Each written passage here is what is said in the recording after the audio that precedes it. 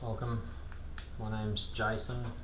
Just wanted to take a few moments to run you through implementing the Master Plumbers SWMS in your business, how you implement them and how your staff should be using those SWMS. SWMS are a really important tool in our arsenal, in our risk management or risk identification and management strategy as part of our safety management system. So I'm going to take a few moments and run you through the key things that we need to consider. Now, SWMS, certainly there's a lot of confusion around SWMS. That's in part because of the way the industry has behaved over numerous years. Principal contractors, clients, etc. have come up with all sorts of weird and wonderful things, such as I need to see a SWMS for changing a tap washer, things like that. In reality, the requirements of us around SWMS set by the regulator is somewhat more simple than that and much more manageable to achieve. So we're going to run through a few things today: why SWMS are required, when they're required, and lastly the actual practical examples of correct use. So obviously we understand that all of us in business have a duty of care, so a moral or legal obligation to ensure the safety and well-being of others. And this is a really important thing to understand, because this is what underpins our WHS system. SWMS are not an arse covering document. They're not a record to sort of show that, hey, this was my staff member being neglectful. This is how we exercise that. This is part of the way that we exercise that duty of care. So when is a SWMS required? So Safe Work Australia states that a PCBU, so that's quite likely yourself, a business owner or manager, must prepare a SWMS or ensure that a SWMS has been prepared for high risk construction work activities. A SWMS must be prepared before the work starts, and for all other activities a SWMS is not required. Okay. Now, there's a heap of information on the Safe Work Australia website. Also, the local ACT New South Wales regulators also have some fairly succinct 1 or 2 page documents sort of addressing this stuff. Also, you can go to the WHS Act. Is a really good source and covers off on some of the requirements of the SWMS. So I think it's clause 6.3.2 in ACT Work Health and Safety Regulation 2011, and so that's available online. Again, really covers off what is mandatory in a SWMS, and compared to some of the SWMS that some of the inclusions that we've been asked for by principal contractors and the like over the years, risk matrix and referencing certain acts, codes of practice, etc. All of that stuff is not so much required. It's certainly not legislated. So we're just gonna look at the SWMS as in what the regulator requires of us, and how we can use that, meet that requirement, and provide a safer working place for our staff. Okay, cool. So next thing is high risk construction work categories. Now they're all listed here. I'm hoping you can see my mouse on the screen. And so there's 18 high risk construction work activities. A lot of them don't particularly relate to plumbing businesses most of the time. Working at a height of more than 2 metres, disturbing asbestos, confined spaces, working in a shaft or trench deeper than 1.5 metres. Happens quite a bit with excavation. It's carried out on or near pressurised gas mains or piping. Is carried out on or near energised electrical services, and is carried out in an area that may have a contaminated or flammable atmosphere. Now that's a really good one to remember, especially for you guys that are doing concrete cutting, jackhammering, chasing, things like that. Quite a few of the regulators have applied this requirement to work that disturbs crystalline silica. So think cement, masonry products, wall sheeting, things like that. So is carried out in an area or workplace where there is any movement of mobile powered plant. In my business, it's usually excavators and EWPs. It involves tilt-up or precast concrete. So for those of you that are installing sumps, pits, things like that. That's pretty common. Okay, so those are the high risk activities. So if we go back to when a SWMS is required, a SWMS is required for all high risk construction work activities. And so that is these 18 activities and nothing else. And so it's important to remember that, because if we're trying to do a SWMS for changing a tap washer, mowing a lawn, well, we've probably missed the requirements here. And there can be this difficulty in teaching our staff or our employees to complete SWMS for particular jobs.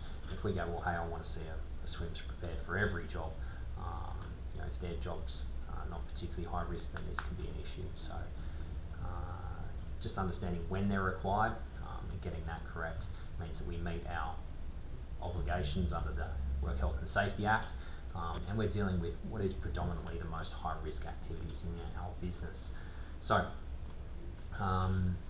easy done.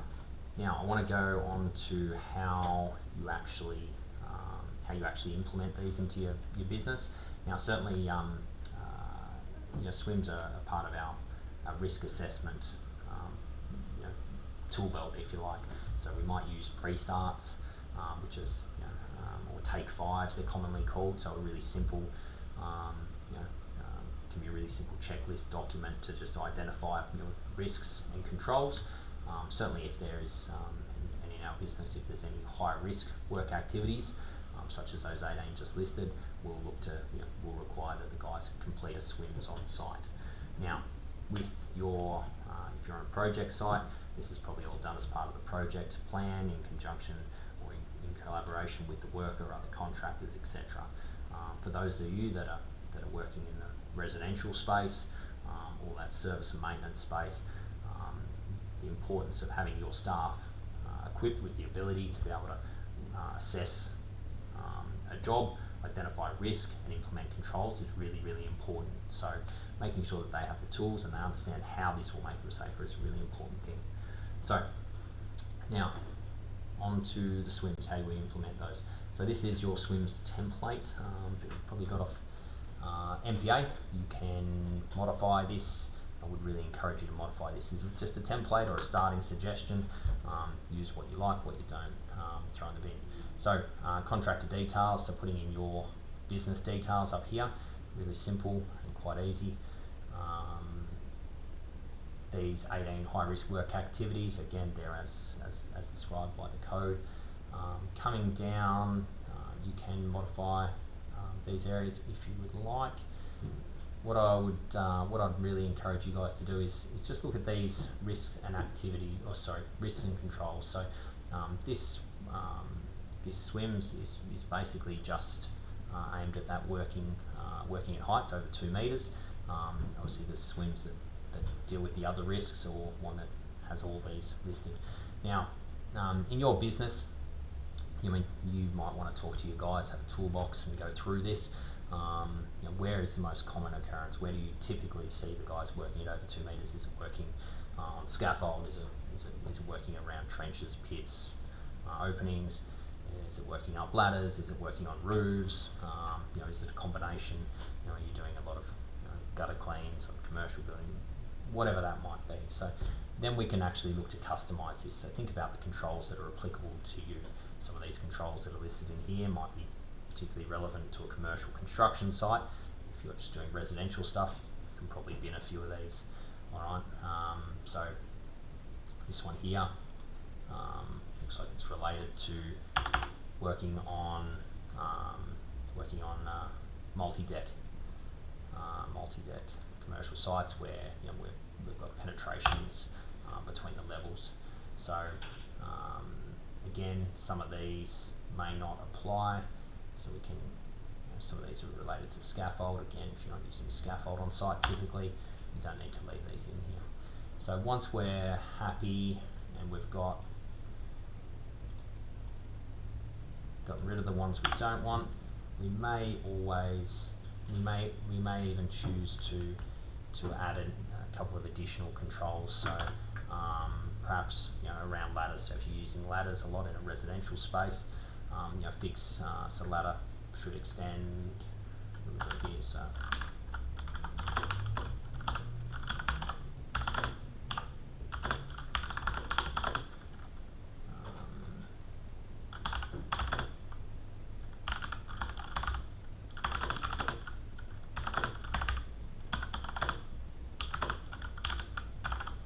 so you may want to add something about the ladder being fixed into place, extending 1 metre past the work platform. So whatever controls you want. The controls, you know, when we look at the controls that might be applicable, obviously the codes of practice give us a bit of guidance on what is ideal, but just remember that, you know, the real requirement is that the controls are effective. So are they reducing the risk for our employees and other people? And that's the most important thing. So you know, your staff will need to be able to identify, you know, if there is what the risk is and what controls will either reduce that risk, reduce the likelihood, or reduce the impact. So you know, talking through some of the risks that you commonly see, some of the controls you've seen other people apply, getting some ideas is a really good way to sort of rationalise, you know, what is going to be most effective and most practical as well. So there's no point putting up, you know, a mile of scaffold for, you know, a simple simple gutter repair, you know, on a standard residential 2.4 metre high gutter. Okay, it's going to be unpractical. All right. So once you've got that done, you put your own business logo in here, do whatever you like. This is right to implement. Now, in terms of filling out on site, I would encourage you guys to talk through with you guys. Filling out a SWMS on site is really easy. So client name, project name, maybe address.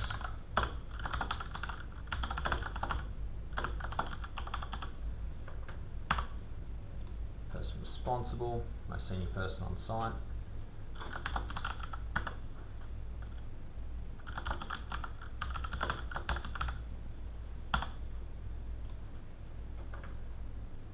So really simple. This is project details. This one here, obviously we've ticked that this relates to risks of falls. Some SWMS have got multiple controls, risks, etc. You can tick the one that's applicable. Same over here. You get your staff to, you know, understand that they need to tick what is applicable to this job. I can't tell you what's applicable.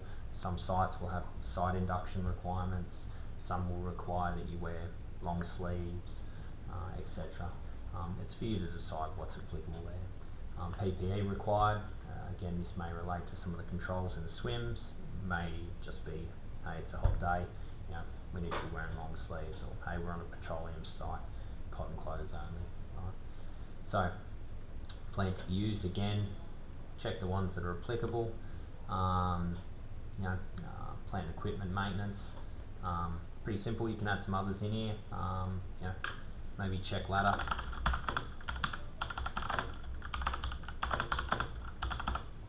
Might be a really good one. Check ladder and harness. Okay, so if they're doing roof works, that could be a simple check. If you want to put that in your templates, yeah, feel free. Next section. So when you guys are filling out this, so remember, SWMS is a tool, right? So it's something that we use to help us to assess the risks and apply the controls. So, say we were doing a roof repair, so we've got cracks flashing on a residential roof. We then need to identify what are the controls that we're going to use. So we're working at heights. We're going to be above 2 metres, so there's 2 potential hazards: us falling off the roof or us dropping something onto someone below, someone or something. Okay, we need to nominate the controls that are going to apply to this. So usually with our staff, we'll ask that they highlight, mark, cross out the ones that aren't applicable, whatever. It doesn't really matter. Remember that this is a template. If they're not going to apply all of these controls, they need to indicate which ones they are. Alright, so keeping the site clean and tidy, that'd be applicable. Or penetration, this one not so much. Barricades, scaffold, etc. Probably not so applicable. Alright, might say that, hey, yeah, we're going to need a second person to foot the ladder.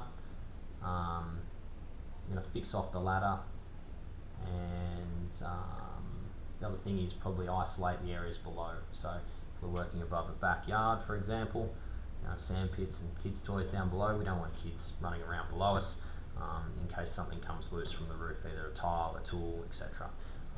So how do we isolate that? Is it securing the backyard, locking the rear door, advising the homeowner? Is it using barricade tape, etc.? What's going to be most effective in stopping somebody from walking into that fall zone? Alright, so we may indicate it like that. We can scribble out the old ones. If we want to put another control in, there's no reason it can't be just added freehand. So, and this can be simply written in place. Okay, last page.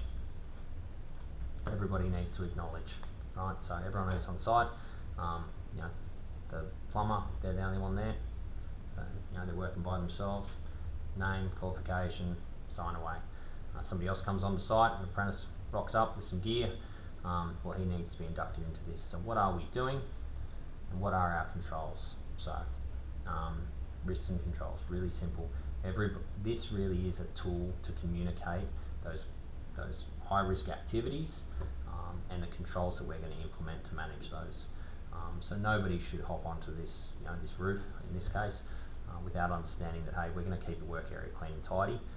The area below where we're working is a no-go zone. It's isolated. We've locked the doors. We've advised the homeowner. There's not going to be anybody below us. Otherwise, we need to stop work immediately.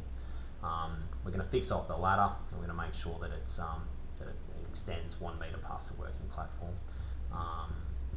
And when we initially set it up, the apprentice is going to foot it while we secure it at the top. So these are all the agreed controls. We're going to implement those throughout the work, and as long as the conditions don't change, that will remain that way until we complete the work. So that's basically a SWMS. They don't need to be a pretty document. Much rather, that my staff scribble on them, write on them, colour them in. I don't care. They need to be used. Right? They are just a tool for communicating these risks and controls. So yeah, that's SWMS in a nutshell.